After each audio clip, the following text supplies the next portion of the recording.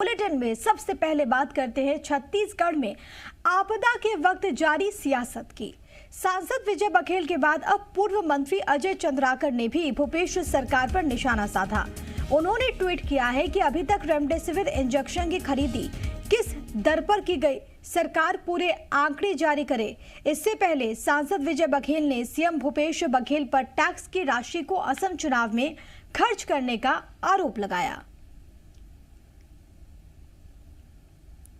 छत्तीसगढ़ में कोरोना संक्रमण से बिगड़े हालात को लेकर विपक्ष सरकार को लगातार घेर रहा है। विजय बघेल के बाद अब चंद्राकर ने भी भूपेश सरकार पर हमला बोल दिया है। रेमडेसिविर इंजेक्शन की किल्लत को लेकर अजय चंद्राकर ने सरकार को घेरा। ट्वीट किया है कि अभी तक रेमडेसिविर इंजेक्शन की खरीदी किस दर पर की गई, सरकार पूरे आंकड़े जारी करे।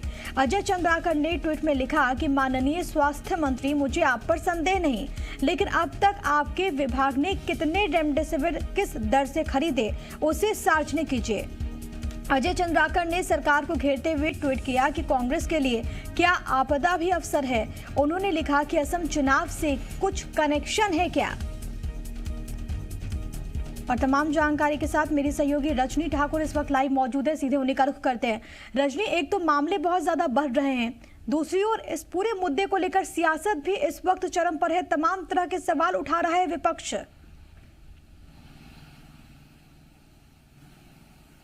बिल्कुल प्रिया, छत्तीसगढ़ के हालात को अगर हम देखें तो कोरोना के मामले जितनी तेजी से बढ़े हैं उतनी ही तेजी से रेमडेसिविर इंजेक्शन की किल्लत भी बढ़ी है और इसकी कालाबाजारी भी हो रही है। स्थिति ये है कि ब्लैक मार्केट में रेमडेसिविर इंजेक्शन इस वक्त 10 से 12 हजार तक में लोगों को खरीदना पड़ रहा है और सरकार भी इस स्थिति को देख रही है। यही देखते हुए तकरीबन एक हफ्ते पहले खुद स्वास्थ्य मंत्री ने ये जानकारी साझा की थी कि छत्तीसगढ़ की सरकार जो है वो 90,000 रेमडेसिविर इंजेक्शन खरीदने जा रही है। इसे लेकर सियासत अब तेज हो गई है। अगर रेमडेसिविर इंजेक्शन की खरीदी की हम बात करें तो स्वास्थ्य विभाग ने बेंगलोर की फार्मास्यूटिकल कंपनी माइलाइन से इसकी खरीदी की है और 1400 की दर पर इसकी खरीदी की जा रही है। इसे लेकर ही पूर्व स्वास्थ्य मंत्री ने सवाल उठाया है और महाराष्ट्र सरकार के रेमडेसिविर इंजेक्शन की खरीदी और छत्तीसगढ़ में जो खरीदी होने जा रही है उसकी तुलना वो कर रहे हैं, क्योंकि महाराष्ट्र सरकार ने जहां 595 प्लस जीएसटी की दर से इंजेक्शन की खरीदी की है, वहीं छत्तीसगढ़ की सरकार 1400 प्लस जीएसटी की दर से खरीदी करेगी। और दोनों के अंतर को अगर हम देखें तो 7 करोड़ से ज्यादा का अंतर हो रहा है, यानी कि 7 करोड़ ज्यादा कीमत पर छत्तीसगढ़ की सरकार जो है वो 90,000 रेमडेसिविर इंजेक्शन खरीदने जा रही है। इसे लेकर सवाल उठाए जा रहे हैं। हालांकि अब तक इस पर कोई आधिकारिक बयान नहीं आया है, लेकिन स्वास्थ्य विभाग से जो जानकारियां सामने आती रही है उसमें एक तथ्य ये भी है कि स्वास्थ्य विभाग ने तकरीबन 1 महीने पहले सिप्ला से इंजेक्शन खरीदने की बात की थी और 90,000 की खरीदी होनी थी, 595 की दर पर यह खरीदी होनी थी, लेकिन एन वक्त पर फार्मास्यूटिकल कंपनी जो है सिप्ला, उसने इनकार कर दिया सप्लाई से और सप्लाई में दिक्कतों की बात करते हुए जो है ये टेंडर नहीं हो पाया था। इसे लेकर अभी मामला बना हुआ है और कोर्ट तक भी बात पहुंची है।